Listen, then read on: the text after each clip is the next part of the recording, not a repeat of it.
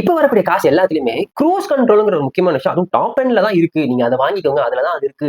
அப்படிங்கிற ஒரு அழுத்தம் குடுத்து அத வாங்க வைக்கிறாங்க. சோ இது not only for cars but also இது பைக்லயும் இருக்கு.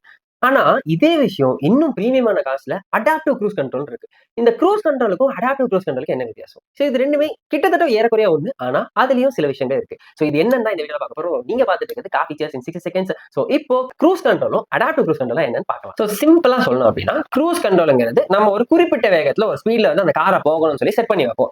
அடுத்த பிரேக் அப்ளை பண்ற வரைக்கும் அந்த கார் அதே ஸ்பீட்லயே அதே லேன்லயே ஐ மீன் நீங்க ஸ்டீரிங் எப்படி வச்சிருக்கீங்களோ அப்படியே மூவ் ஆகும். ஸ்பீடு ஏறவும் செய்யாது, குறையவும் செய்யாது. அது பாட்டுக்கு போகும்.